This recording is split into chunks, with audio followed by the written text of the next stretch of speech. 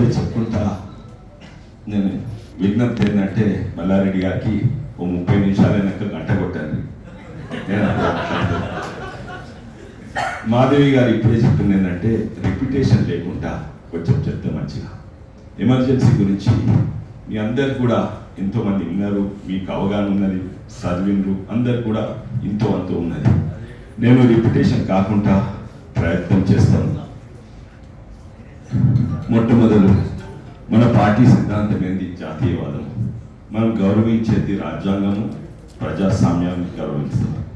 అట్లన్నప్పుడు మన అపోజిషన్ పార్టీలను కూడా గౌరవిస్తాము. ఎందుకంటే for a strong democracy a strong opposition is required. ఎందుకంటే అధికారంలో మనం ఉన్నా ఎవరున్నా మనం తప్పులు చేస్తే అపోజిషన్ మనం కరెక్ట్ చేయాలి. మన కోరిక కూడా అందే. మన కోరిక ఏంటంటే మన ప్రతిపక్షం కూడా గట్టిగా ఉండాలి, మనం తప్పుదారి పట్టినప్పుడు కరెక్ట్ చేయాలి. కానీ కొంతమంది అపోజిషన్ గొంతు లేపితే ఆ గొంతును తొక్కేయాలని కొంతమంది. వాళ్లకు మనకు ఫరక్ ఇది. మనకు స్ట్రాంగ్ కాంగ్రెస్ కావాలి, స్ట్రాంగ్ కుటుంబ పాలన వద్దు, స్ట్రాంగ్ డైనాసిటీ వద్దు. అదే మనది. అయితే నేను కొన్ని విషయాలు చెప్తాను. మొన్ననే పహల్గాం తర్వాత ఇండో పాకిస్తాన్ వార్ అయింది. 4 రోజుల్లో ఖతం చేసిండు. కానీ సాధారణంగా యుద్ధం అయితే అటు ఇటు గెలిచిన వాళ్ళు నష్టపోతారు, ఓడిపోయిన వాళ్ళు నష్టపోతారు. అండ్ యుద్ధం తర్వాత ఎకానమీ పడిపోతుంది. కానీ ఫస్ట్ టైం భవిష్యత్ చరిత్రలోనే పాకిస్తాన్ వార్ అయినాక మన జీడిపి పెరిగింది. ఇన్ఫ్లేషన్ లేకుండే ధరలు పడిపోయినాయి, ధరలు తక్కువైనాయి, కరువులు లేకుండే స్టాక్ మార్కెట్ పెరిగింది. ఇది దీనికి సంబంధం ఉంది, ఎమర్జెన్సీకి సంబంధం ఉంది. చాలా మంది అనుకుంటారు ఎమర్జెన్సీ ఎందుకు వచ్చిందంటే అప్పుడు ఆమె రాజనారాయణ తోటి గెలిచింది అంటే పోలీసులు వాడుకొని గెలిచింది. పోలీసుల అప్పుడు 2 కారణాలు ఉండే. పోలీసు వల్లే వాళ్ళ మైక్లు, స్టేజ్లు, వాళ్ళ పైసలు పంచుడు అంటే ఈ కొత్త అయిన యాదికి వస్తుండొచ్చు, మొన్న వచ్చినైనా. అయితే పోలీసు 2 కారణాలు ఉండే. అప్పుడు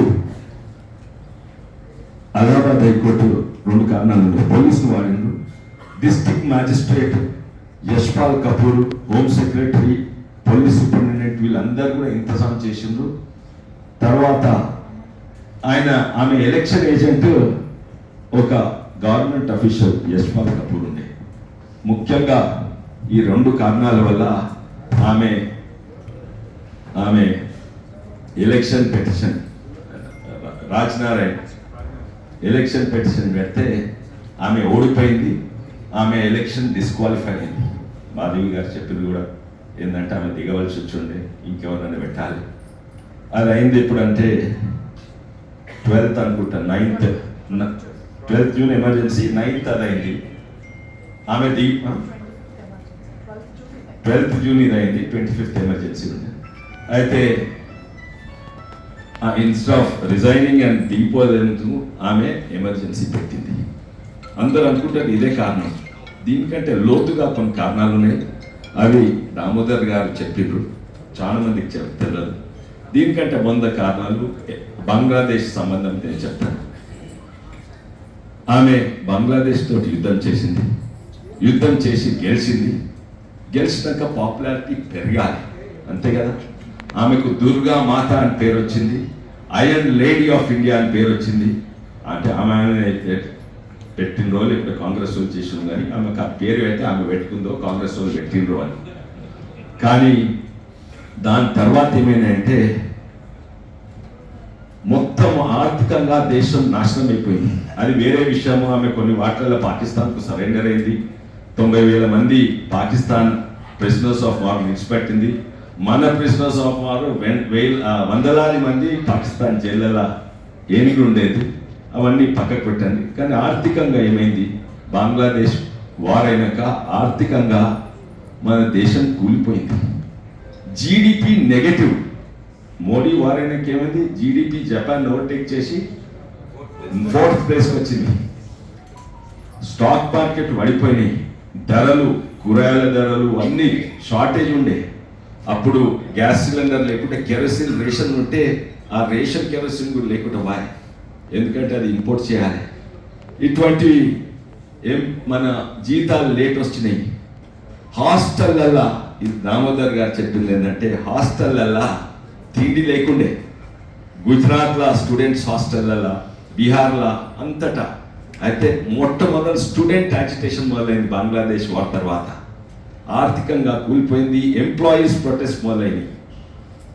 అప్పుడు ఆమెకు అనుమానం వచ్చింది ఏంటంటే నేను ఈ యుద్ధంతో రాజకీయంగా నేను దుర్గా మాత అయిన అనుకున్నా, కానీ ఓడిపోయేటట్టున్నా అనుకున్నది.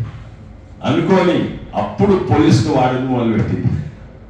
ఈ యశ్పాల్ సింగ్ను, మ్యాజిస్ట్రేట్ను పోలీసును వాడి ఆమె ఎలక్షన్ గెలిచినాక కేసులో ఓడిపోయి అప్పుడు ఎమర్జెన్సీ పెట్టింది. ఎందుకంటే అన్నిట్లో ముఖ్యంగా ప్రజాస్వామ్యం కాదు, ఆమె పవర్, ఆమె ఇన్సెక్యూరిటీ, ఆమె లస్ట్ ఫర్ అధికారము అండ్ పవర్. అయితే మూల కారణం అది ఉండే. ఆర్థికంగా నాశనం చేసింది. మన మోడీ గారేమో యుద్ధమైనా కూడా మన ప్రజలకు ఏమి నష్టాలు కష్టాలు రాకుండా యుద్ధం గెలిచింది. కానీ ఇంకొక విషయం కొంతమందికి తెలియకుండొచ్చు, ఇది దేశంలో మొట్టమొదటి ఎమర్జెన్సీ కాదు. నెహ్రూ ఉన్నప్పుడు ఎమర్జెన్సీ పెట్టిండు. ఎందుకు పెట్టిందో తెలుసా? చైనాతోటి యుద్ధం అయితే పెట్టింది. ఎందుకంటే యుద్ధం ఓడిపోతుండు, ఎవ్వరు కూడా మాట్లాడొద్దు, యుద్ధం ఓడిపోతున్నట్టు. అయితే ఫస్ట్ ఎమర్జెన్సీ నెహ్రూ గారు పెట్టింది. ఎందుకంటే ప్రభుత్వంకి అగేన్స్ట్ ఎవ్వరు క్రిటిసైజ్ చేయొద్దని. మళ్ళీ మొన్న మోడీ గారు పాకిస్తాన్ తోటి వారినప్పుడు ఎమర్జెన్సీ పెట్టలేదు. ఇప్పుడు పెద్దలు చెప్తున్న ఆయన పేరేదో ఉండే, ఒకైనా నరేందర్ సరెండర్ అని ఆ పప్పు అని సర్కల్ కొట్టుకుంటా దుక్కుతా ఉన్నాడు. ఎమర్జెన్సీ పెట్టింది ఆ మోడీ, ఇష్టం ఉన్నట్టు మాట్లాడింది. అయితే ఎమర్జెన్సీ ఎందుకు పెట్టిందంటే అభద్రత భావం. నెహ్రూ పెట్టిండు ఇండో పాకిస్తాన్ వరకు 1962లో. దాని తర్వాత ఇందిరాగాంధీ ఫస్ట్ ఎమర్జెన్సీ 1971 ఎప్పుడైతే బంగ్లాదేశ్ యుద్ధమైందో అది పెట్టిండ్రు. పెట్టి అది రద్దు చేయకుండా మళ్ళా దాని ఎమర్జెన్సీ మీద ఎమర్జెన్సీ, ఫస్ట్ ఆల్రెడీ ఎమర్జెన్సీ ఉన్నది, అది ఎక్స్టర్నల్ థ్రెట్ వల్ల. ఇప్పుడు ఆమె కుర్చీకి థ్రెట్ ఉన్నందుకు ఎమర్జెన్సీ మీద ఎమర్జెన్సీ పెట్టింది. అయితే ఇది 3వ ఎమర్జెన్సీ అన్నమాట. ఎమర్జెన్సీ అప్పుడు ఎన్నో అరాచకాలైనవి మీకు తెలుసు. కానీ నాకు నిజంగానే ఎమర్జెన్సీ పెట్టింది మనం కాంగ్రెస్ పార్టీకి వ్యతిరేకం కాదు. ఇటువంటి అభద్రతా భావము, ఇటువంటి the day India lost its voice, ఆ రోజు మన గొంతు పోయింది. నా గొంతు మీ గొంతు కాదు, దేశం గొంతే అనుగదొక్కింది ఇందిరాగాంధీ. సబ్వర్షన్ ఆఫ్ డెమోక్రసీ, తర్వాత ఫ్రీడమ్ ఆఫ్ ప్రెస్ కర్టెల్డ్, తర్వాత ఆ రోజు పెద్దలు చెప్పినట్టు ఫస్ట్ ఎమర్జెన్సీ రాత్రి పెట్టింది కదా, అదే రాత్రి ఆ రోజల్లా ప్రింటింగ్ ప్రెస్లు కరెంట్ మీద నడిచేది, అన్ని గుంజేసింది, జనరేటర్లు ఇవన్నీ లేకుండే, అన్ని కరెంట్ కట్ ఆఫ్ చేసింది. అది నెక్స్ట్ డే పేపర్లు కూడా లేవు. జ్యుడిషియరీ కొలాప్స్, అంటే అసలు జడ్జెస్కు పవర్ లేకుండా చేసింది, ఇన్స్టిట్యూషన్స్ లేకుండా చేసింది. మన మానవ హక్కులు ఏదైతే ఉంటాయో, కొన్ని హక్కులు మన కాన్స్టిట్యూషన్లో రాసి ఉన్నాయి. ఏంటంటే ఫండమెంటల్ రైట్స్ అని అవి రాసినాయి. ఫండమెంటల్ రైట్స్ అంటే అవి మన రాజ్యాంగం ఎప్పుడు రాసిండ్రు, ఎప్పుడు అమలైంది? 1947 48 సారీ అమలైంది కదా. అంటే అంతకుముందు లేకుండేనా ఫండమెంటల్ రైట్స్? లేకుండేనా? ఫండమెంటల్ రైట్స్ అనేది అవి ప్రీ స్టేట్ అంటారు. అంటే రాష్ట్రం లేకముందు రాజ్యాంగం లేకముందు కూడా ఉంటాయి. రాజ్యాంగంతో రాలేదు మనకు. మానవ హక్కులు మానవుడు పుట్టినప్పటి సంది ఉంటాయి, వాటిని ఎవరు కూడా తీసేయలేరు అని జడ్జిమెంట్స్ కూడా కొంతమంది ఇచ్చారు. అయితే ఎమర్జెన్సీ అనేది కేవలము ఆ 25th జూన్ 1975 కాదు, దానికంటే మొదలైంది. ఎమర్జెన్సీ అనేది అప్పుడు పెట్టింది, కానీ దానికి ఉదాహరణ చెప్తాను. వ్యక్తి గురించి తెలుసుకోవాలి. ఆ వ్యక్తి గురించి, వ్యక్తి ఎవరు? ఇందిరాగాంధీ గారు. వారు అధికారంలో రాగానే ఎమర్జెన్సీ మొదలైనది నా భావం. 2-3 విషయాలు చెప్తాను. ఆమె గురించి కొంచెం తెలుసుకోవాలి, వ్యక్తి గురించి. ఆమె నెహ్రూ గారి ప్రైమ్ మినిస్టర్ కిట్ ఉండేది, మంచి ఎడ్యుకేషన్ వచ్చింది. ఇంగ్లాండ్ పంపిండ్రు, ఇంగ్లాండ్లో సోమర్విల్ కాలేజ్ ఆక్స్ఫర్డ్లో చదివిండ్రు. అక్కడ ఆక్స్ఫర్డ్ మజ్లీస్ ఏషియన్ సొసైటీలో జనరల్ సెక్రటరీ. ఆక్స్ఫర్డ్ మజ్లీస్ సొసైటీలో అక్కడ ఉండే, కానీ చదువు చక్కగా రాదు, చదవలేదు. అక్కడి నుంచి ఎలగొట్టిండ్రు, డిగ్రీ రాలేదు ఆమె. ఇక్కడ వచ్చి శాంతినికేతన్లో అది రవీంద్రనాథ్ ఠాగూర్ గారు స్టార్ట్ చేసిండు. ఆడ చాలా మంది సాధారణ ప్రజలు ఉండేది, గొప్పోళ్ళు ఉండేది, అందరు కూడా తెలివిగల్లోళ్ళు ఉండేది, అందరు కూడా దేశభక్తి, దేశ ప్రేమ ఉండేది. శాంతినికేతన్ రవీంద్రనాథ్ ఠాగూర్ స్టార్ట్ చేసిన యూనివర్సిటీ. కానీ అక్కడ ఇంకో క్లాస్మేట్ ఉండాలి. ఆమె క్లాస్మేట్ ఎవరంటే రాణి గాయత్రీదేవి. ఇంగ్లాండ్ స్కూల్కి చదువుకొని ఆమెకు మంచిగా మాట్లాడొస్తుంది. స్పోర్ట్స్ మోస్ట్ పాపులర్ లేడీ ఉండే, చాలా టాలెంటెడ్ లేడీ అండ్ గొప్ప వ్యక్తి. టాలెంటెడే కాక ఆమె దురదృష్టం ఏంటంటే, ఆమె మహిళలలో అందట్లో అందమైన మహిళ అని టైమ్ మ్యాగజైన్, ఆ రోజులలో బ్యూటీ కాంటెస్ట్లు ఇవన్నీ లేకుండే, టైమ్ మ్యాగజైన్ కవర్లా మోస్ట్ బ్యూటిఫుల్ లేడీ అని వచ్చింది. చాలా పాపులర్ ఉండే. ఏమేమో ప్రధానమంత్రి బిడ్డే, ఎవరు ఆమె ఎక్కువ చూడకపోయింది. అప్పటి సంది కోపం. వ్యక్తి గురించి తెలుసుకోవాలి మీరు, వ్యక్తి గురించి తెలుసుకోవాలి. ఆమె మీద జెలసీ. తర్వాత ఆమె ఎవరు? రాజమాత గాయత్రీదేవి ఎలక్షన్స్ కొరకు కొట్లాడింది. 1962లో ఎలక్షన్స్ కొట్లాడింది, ఎంపీగా కొట్లాడింది. ప్రపంచంలో highest margin of any elections ఆమెకు వచ్చినాయి. ఎంత అంటే పోల్డ్ ఓట్స్ అప్పుడు 2,40,000 ఉంటే ఈమెకు 1,90,000. ఇప్పుడు కూడా ఎవరికి రాలేదు అంత మార్జిన్ తోటి.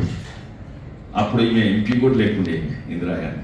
తర్వాత నెక్స్ట్ టైం ఎంపీగా గెలిస్తే ఆమె పెద్ద మార్జిన్ తోటి గెలలేదు, అక్కడ కూడా ఓడిపోయింది.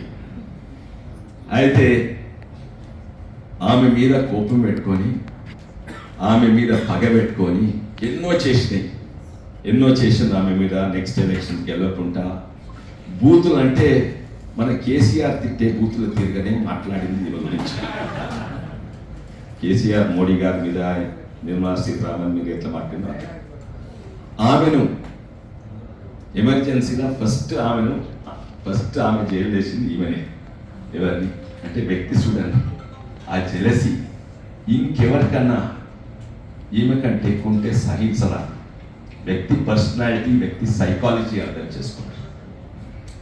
దాని తర్వాత లేటర్ 71లో ఆమె, అప్పటి వరకు ఆమె ప్రైమ్ మినిస్టర్ అయింది.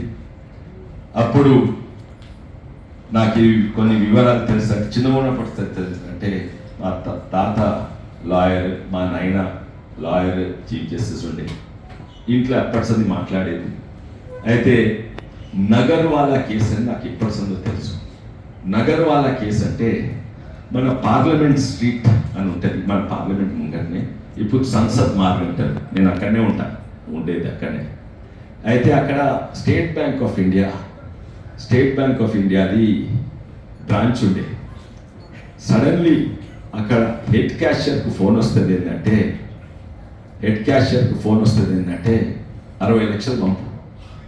ఎక్కడ పంపంటే ఇందిరాగాంధీ చెప్పింది అని ఫోన్ ఎవరికి ఇస్తారు. ఇందిరాగాంధీకి వచ్చి తిరిగానే ఉంటారు. అది వీడు పాపం హెడ్ క్యాషియర్ చిన్న వ్యక్తి భయపడ్డాడు. అది ఫోన్ చేసిన సోరాబ్ నగర్వాలా, ఆమె ఇందిరాగాంధీకి దగ్గర.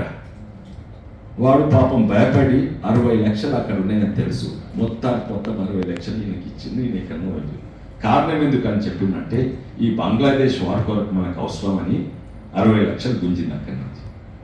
అయితే దీని మీద కేసు అయింది. తర్వాత వాడిని పట్టుకున్నారు నగర్వాలా ఉత్తరాలు రాష్ట్రంలో సుబూతులు ఇచ్చింది ఏంటంటే ఇందిరాగాంధీ చెప్పింది తీసుకోమని. నగర్వాలా సెంటెన్సెస్ ఆ సుబూత్ ఉన్న వాళ్ళందరూ ఒకడు రోడ్ యాక్సిడెంట్ చచ్చిపోతాడు, ఆ నగర్వాలా ఏమో జైల్లో పడ్డాక హార్ట్ అటాక్స్ వచ్చి చచ్చిపోతాడు, ఆ జడ్జి ఎవరు ఉంటాడు జడ్జి కూడా యాక్సిడెంట్లో చచ్చిపోతాడు, ఆ లాయర్ ఎవరు ఉంటాడు లాయర్ రోడ్ యాక్సిడెంట్లో చచ్చిపోతాడు, ప్రతి ఒక్కరు చచ్చిపోతారు. అంటే మర్డర్ చేసింది.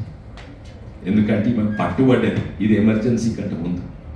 అందుకే నేను అంటున్నా ఈ వచ్చిన రోజునే ఎమర్జెన్సీ మొదలైంది. అఫీషియల్ ఎమర్జెన్సీ డిక్లేర్ అయింది 1975 25 జూన్లో నగర్వాలా కేసు. కానీ ఇంకోటి ఏమైందంటే 1973 ఎమర్జెన్సీ కంటే ముందే స్వామి కేశవానంద భారతి అని తను ఈడనీరు మట్ కాసర్గోడ్ జిల్లా, అది కేరళ రాష్ట్రంలో ఆయన ఒక స్వామి. వాళ్ళు ఆ మట్ను ఆదిశంకర శిష్యులు స్థాపించారు. అయితే ఆ కేరళలో ఈమె కాంగ్రెస్ ఉండే కమ్యూనిస్ట్ ఉండే. అప్పుడు కేరళ ప్రభుత్వం ఏం చేసిందంటే ఈ మట్టు భూములన్నీ ప్రభుత్వ అధికారులు మేనేజ్ చేస్తారని గుంజుకుంటున్నారు. అప్పుడు స్వామి కేశవానంద గారు కోర్టుల కేసు వేసిండు, వేసి గెలిచిండు. ఏంటంటే ఇది హక్కులు, ఇది మా మట్టిది, హిందూ మట్ హక్కులు అని గెలిచింది. ఇది ఎవరు ఇందిరాగాంధీకి అగేన్స్ట్. అప్పుడు ఇందిరాగాంధీ కంట్రోల్లో తీసుకోదలుచుకున్నారు, కేశవానంద్ మట్టిది కంట్రోల్లో తీసుకోదలుచుకున్నారు. అప్పుడు నేను అనుకుంటా అన్నిట్లా పెద్ద బెంచ్ ఉండే, అందులో 7 వీళ్ళ స్వామి కేశవానంద్ ఫేవర్లు ఇచ్చిండ్రు, 6 అగేన్స్ట్ ఇచ్చిండ్రు, గెలిచింది. ఇందిరాగాంధీ ఓడిపోయింది ఇలా. అప్పుడు జ్యుడిషియరీ జడ్జిలు ఎంటబడి అందరికీ చీఫ్ జస్టిస్ని పక్కకు పెట్టి ఆమె మనిషిని మీద పెట్టడం మొదలుపెట్టింది. జడ్జిలు, సుప్రీంకోర్టు జడ్జిలు, హైకోర్టు జడ్జిలను ట్రాన్స్ఫర్ చేసి మొదలుపెట్టింది. అయితే ఎమర్జెన్సీ మనకు తెలుసు 1975 అయింది, కానీ అంత మొదటి సందే ఎమర్జెన్సీ సిచ్యువేషన్ ఉండేది. నెహ్రూ కూడా కొన్ని చేసింది, కానీ ఇంత ఘోరంగా రాజ్యాంగాన్ని డెమోక్రసీని సపోర్ట్ చేసింది ఈమెనే, ప్రధానమంత్రి కాగానే. ఇటువంటివి ఎన్నో ఉన్నాయి ఈ వ్యక్తి గురించి తెలుసుకోవాలంటే. దీని తర్వాత నాకు కూడా ప్రత్యేకంగా కొన్ని తెలుసు. దీని తర్వాత ఇమీడియట్లీ ఎమర్జెన్సీ తర్వాత ఓడిపోయినాక మళ్ళీ గెలిచినప్పుడు ఆమె మళ్ళీ అదే విధానంగా జడ్జెస్ను సపోర్ట్ చేసుడు, మళ్ళీ డిక్టటోరియల్ మేనర్గా పరిపాలించుడు మొదలుపెట్టింది. అయితే ఆమె ఓడిపోయినాక ఎమర్జెన్సీ అరాచకాల గురించి మొరార్జీ దేశాయి గారు, అప్పుడు ప్రైమ్ మినిస్టర్ ఉండే, షా కమిషన్ జస్టిస్ షాను కమిషన్ ఆఫ్ ఎంక్వైరీ పెట్టి అరాచకాల గురించి మాట్లాడితే, అరాచకాల గురించి ఎంక్వైరీ చేయమన్నారు. ఎంక్వైరీ చేసిండు, రిపోర్ట్ కూడా వచ్చింది. ఆ రిపోర్ట్లలోనే తెలిసినాయి. అప్పుడు ఎవరు తెలియదు ఎంతమందిని జైలు వేసిండు, ఎందుకంటే ప్రెస్ లేకుండా ఏం లేకుండే. నేను వ్యక్తిగతంగా తనకు చెప్పుకోవచ్చు, తను దామోదర్ గారు చెప్పుకోవచ్చు, అట్లా వ్యక్తిగతంగా, కానీ సంఖ్యలు స్టాటిస్టిక్స్ తెలియదు, ఇంట్లో తెలిసినాయి. 11 మిలియన్ అంటే 1,10,00,000 మంది ఇప్పుడే చెప్పిండ్రు. నస్బందీ నషాబందీ ఎమర్జెన్సీ అప్పుడు ఎవరు పాలించిన? జడ్జెస్ లేరు, ఐపీఎస్ ఆఫీసర్ లేరు, ఐఏఎస్ ఆఫీసర్. తల్లి కొడుకు సంజయ్ గాంధీ, ఆయన పాలించేటైన సంజయ్ గాంధీ ఏం చేసిండు? జనాభా ఎక్కువైతుంది, జనాభా తక్కువ చేయాలని ఎమర్జెన్సీ అప్పుడు నస్బందీ అని పెట్టిండు. విన్నారా? నస్బందీ నషాబందీ అని ప్రోగ్రామ్ పెట్టిండు. నస్బందీ అంటే ఫ్యామిలీ ప్లానింగ్ ఆపరేషన్ అన్నమాట. లక్షలాది మంది రిక్షా తొక్కేటోని పోయి పట్టుకొని పోయి నస్బందీ. చాలా మంది పేదోళ్ళు, చాలా మంది ఎస్సీ ఎస్టీలది నస్బందీ ఫోర్స్డ్ స్టెరిలైజేషన్ చేసి వేలాది మంది చచ్చిపోయింది. ఎందుకంటే ఆ గవర్నమెంట్ హాస్పిటల్ ఎట్లుండే? ఎందుకంటే గవర్నమెంట్ హాస్పిటల్ మందులు లేకుండే. మైనారిటీ కూడా చేసారు, అందరు చేసారు. పేదోళ్ళు ఎవరుంటే వాళ్ళు చేసారు, పేదోళ్ళు ఎవరుంటే వాళ్ళకి చేసారు. అప్పుడు ఇన్సెంటివ్ కూడా ఉండే.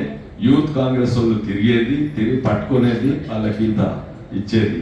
ఇంకా మీకు యాదకుంది కదా, ఆ రోజుల్లో హాస్పిటల్లో మందులు లేకుండే, స్పిరిట్ లేకుండే. అప్పుడు స్టెరిలైజేషన్ అదే క్లీన్ చేస్తానికి స్పిరిట్. ఎందుకంటే ఆర్థికంగా మొత్తం హాస్టల్లో తిండి లేకుంటే హాస్పిటల్లో మందులు ఎట్లుండే.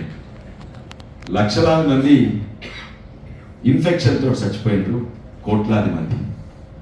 అప్పుడు ఇంకొకరు చేసింది తెలుసా? స్టెరిలైజేషన్ ఇట్లనే ప్రపంచంలో ఎక్కడ చేయలేదు, ఈవెన్ చైనాలో కూడా చేయలేదు. చైనాలో మనిషికి ఒకటే కొడుకో బిడ్డ ఉండాలని, కానీ చైనాలో కూడా చేయలేదు. ఇంకొకరు చేసింది స్టెరిలైజేషన్. ఎవరో తెలుసా? చేయలేదు. హిట్లర్, నాజీ హిట్లర్ ఎంతమందిని చేసిందంటే, నాజీ హిట్లర్ 4,50,000 మందిని ముఖ్యంగా జ్యూస్కు చేసిండు స్టెరిలైజేషన్. ఈమె ఎంతమందిని చేసిండు? సంజయ్ గాంధీ కొడుకు 1,10,00,000. 16 ఇంతలు ఎక్కువ, 16 ఇంకెక్కువ, 20 ఇంతలు ఎక్కువ. ఏమన్నా తప్ప? కర్ణాటకలో మనోళ్ళు ఎవరు అన్నారు, ఈమె హిట్లర్ తిరుగుంది. హిట్లర్ కంటే 20 ఇంతల అధ్వానము, హిట్లర్ కంటే 20 ఇంతల అధ్వానం. అయితే ఫోర్స్ స్టెరిలైజేషన్ అప్పుడు చేసింది. 11 మిలియన్. ఇవన్నీ BBC కూడా చెప్పింది. ఈ షా కమిషన్ రిపోర్ట్ వస్తే, ఆ షా కమిషన్ రిపోర్ట్ ఆలస్యంగా వచ్చింది. ఎందుకంటే కమిషన్ రిపోర్ట్ 2-3 ఏళ్ళు అవుతుంది. నెక్స్ట్ ఇయరే మళ్ళీ ఏమి అధికారానికి వస్తే ఆ షా కమిషన్ రిపోర్ట్ను మాయం చేసింది, ప్రతి కాపీ మాయం చేసింది. అది దొరకకుండా మళ్ళా ఫుల్ షా కమిషన్ రిపోర్ట్ ఎప్పుడు వచ్చిందంటే 2010 అనుకుంటా. కొన్ని పార్ట్స్ తెలుసు, న్యూస్ పేపర్లు ఇక్కడెక్కడ వచ్చినాయి, కానీ రిపోర్ట్ మాయమైపోయింది. ఎవరంటే ఒక డిఎంకే నాయకుడు బయట పెట్టినది. ఆయన రాజ్యసభ మెంబర్ ఉండే. ఆయన ఎక్కడి నుంచి తీసుకొచ్చిందంటే నేషనల్ లైబ్రరీ ఆఫ్ ఆస్ట్రేలియా, అక్కడ ఒక కాపీ ఉంటే అక్కడి నుంచి భారతదేశంలో మొత్తం మాయం చేసేసింది షా కమిషన్ రిపోర్ట్. అక్కడి నుంచి తీసుకొచ్చింది. అయితే నిజంగానే వ్యక్తిగతంగా ఆమె సైకాలజీని అర్థం చేసుకోవాలంటే, నాకు తెలిసినంత వరకు ఆమె ప్రధానమంత్రి అయినప్పటి రోజు నుంచి ఆమె సిక్కులోలు సంపి అసాసినేషన్ అప్పటి వరకు ఎమర్జెన్సీ ఉండే. ఐఎమ్ లేడీ అంటారు. ఏం చేసింది? ఐఎమ్ లేడీ కాదు, లోపల పిరికితనం, అభద్రతా భావం. ఆ సిక్కుల మిత్రుల గోల్డెన్ టెంపుల్ మీద మన ఇండియన్ ఆర్మీని ఉపయోగించింది. మీకు చాలా మందికి తెలియదు ఇది. మణిపూర్ గురించి చెప్తున్నారు కదా, అంతకంటే ముందు మిజోరాంలా ఇంతకంటే పెద్ద ప్రొటెస్ట్లు, తుపాకులు ఇవన్నీ వాడుతుంటే, ఎంతోమంది యాజిటేషన్ చేస్తుంటే అది కంట్రోల్ చేయలేకపోయింది. మణిపూర్ కట్ ఆఫ్ అయింది. ఏడాది మణిపూర్ భారతదేశం మెయిన్ ఒకటే రోడ్ ఉండేది. అప్పుడు ప్లేన్లు లేవు, ట్రైన్లు లేవు, ఏమి లేవు. ఇప్పుడు అన్నున్నాయి. మణిపూర్ మిజోరాం కట్ ఆఫ్ అయితే అప్పుడు ఇండియన్ ఎయిర్ ఫోర్స్ తీసుకొచ్చి ఎయిర్ ఫోర్స్ స్ట్రేఫ్ చేసి డైవ్ చేసి షూట్ చేస్తారన్నారు ప్రజలను. చేసి బాంబ్ చేస్తే 2000 మంది చచ్చిపోయింది. ఇండియన్, అది ఐరన్ లేడీ. సిక్లోలను కాల్చింది ఐరన్ లేడీ. ఇది ఐరన్ లేడీ అంటే. ఎమర్జెన్సీ పెట్టింది ఐరన్ లేడీ. ఒక్కసారి ఒక్క మంత్రి కూడా అక్కడ మిజోరాం కట్ ఆఫ్ అయితే ఒక్క మంత్రి కూడా పోలేదు. ఇక్కడ ఎంతో మంది మంత్రులు పోయినరు, మన హోమ్ మినిస్టర్ కూడా పోయినరు, అమిత్ షా గారు పోయినరు మణిపూర్ అయితే ఆమె గురించి ఎన్నో కథలు ఉన్నాయి, ఎన్నో చెప్పాలంటే ఎన్నో ఉన్నాయి. కానీ నాది వ్యక్తిగతంగా నాకు కొన్ని ఉన్నాయి. ఆమె మా నాయన చీఫ్ జస్టిస్ ఉండేది. అంతకుముందు కాంగ్రెస్ పార్టీలో కూడా ఎంతోమంది గొప్ప వాళ్ళు ఉండేది. సర్దార్ పటేల్ ఉండే, మన పివి నరసింహారావు గారు ఉండే. ఇవాళ జయంతి, పివి నరసింహారావు గారి జయంతి, మన తెలంగాణ మంత్రి. ఆయన వచ్చినప్పుడే ఫస్ట్ టైం, నీకు తెలుసు కదా, ఆర్థికంగా దేశం నాశనం అయిపోయింది. ఇందిరాగాంధీ, రాజీవ్ గాంధీ, నెహ్రూ తర్వాత 3% GDP growth, minus GDP growth అన్నీ ఉంటుండే. బంగారం అద్దుకు పెట్టిన స్విట్జర్లాండ్ ఉంటే ఈయన వచ్చినాక లిబరలైజేషన్ తర్వాత ఆర్థికంగా పెరిగింది. మనము ప్రజాస్వామ్యాన్ని గౌరవిస్తాం, అపోజిషన్ పార్టీలను గౌరవిస్తాం. అపోజిషన్ పార్టీ బలంగా ఉండాలని మేము కోరుకుంటాం. ఎందుకంటే మనం గిట్ట తప్పుదారి పడితే వాళ్ళు మనం కరెక్ట్ చేయాలి. కానీ ఈమెనేమో అపోజిషన్ ఉండొద్దు, నాకంటే అందగత్త ఎవరు ఉండొద్దు, నాకంటే పవర్ఫుల్ ఎవరు ఉండొద్దు, నాకంటే పాపులర్ ఎవరు ఉండొద్దు, ఆపోజిషన్ ఉండొద్దు. అది ఫరక్. మన పార్టీ ఇంకా ఆడ డైనాసిటీ రూల్. కాంగ్రెస్ పార్టీని గొప్ప వాళ్ళు ఉన్నారు, ఇప్పుడు కూడా ఉన్నారు. ఇప్పుడు కూడా కొంతమంది గొప్ప వాళ్ళు ఉన్నారు. ఇప్పుడు శశి థరూర్ గారు అనుకోండి, వారు పోయి ఏం చెప్పిండ్రు, బయట పోయి ఏం చెప్పిండ్రు, మా ప్రధానమంత్రి, మా భారతదేశం ఇంత గొప్పదని చెప్పింది. అయితే మనం వ్యతిరేకం ఉన్నది ఏ పార్టీలకు కాదు, కుటుంబ పాలన వ్యతిరేకం. మనము డైనాసిటీ రూల్ వ్యతిరేకం. ఇది మన సిద్ధాంతం. మనము వ్యక్తిగతంగా నాకు 2-3 కథలు ఉన్నాయి. డబ్బునే పేరు కొట్టలేదు ఇంకా.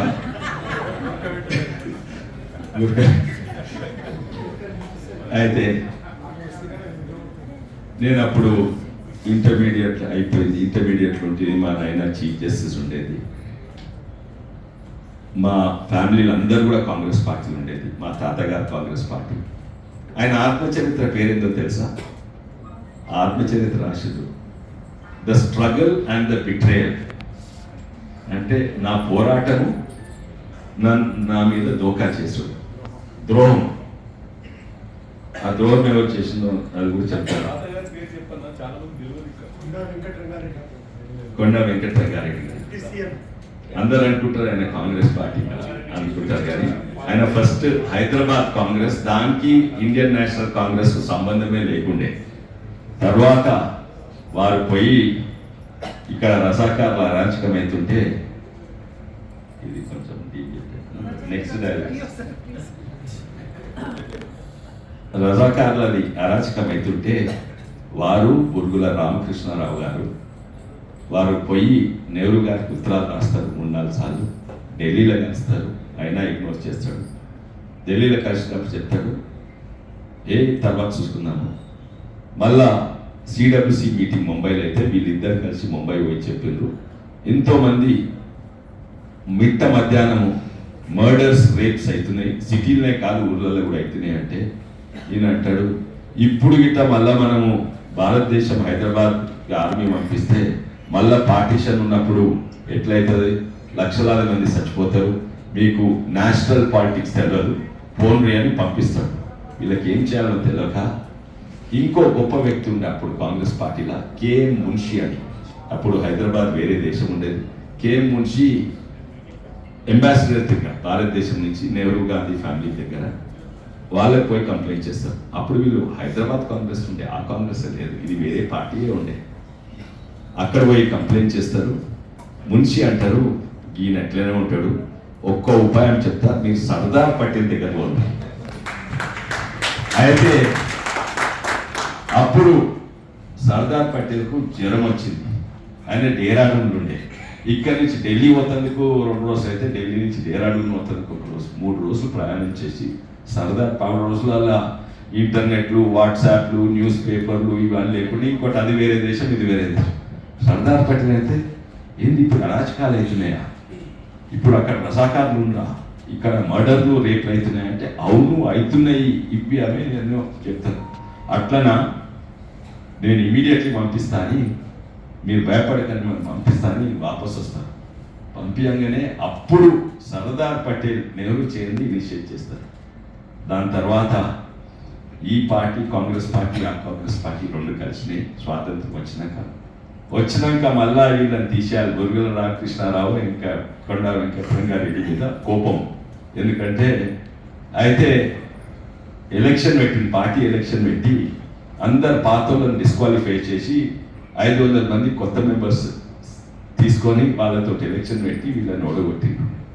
ఇట్లనా అని అసలు వీళ్ళకే మెజార్టీ, ఇట్లనా అని ఆయన వేరే పార్టీ పెట్టినాడు. కాంగ్రెస్ పార్టీ నుంచి విడిపోయినాక విపరీత మెజార్టీతో గెలిచినాక మళ్ళా నెహ్రూ గారు వచ్చి నేను తప్పైంది ఇది అది మళ్ళీ కలిసిమంటే అప్పుడు మళ్ళీ కలిసింది.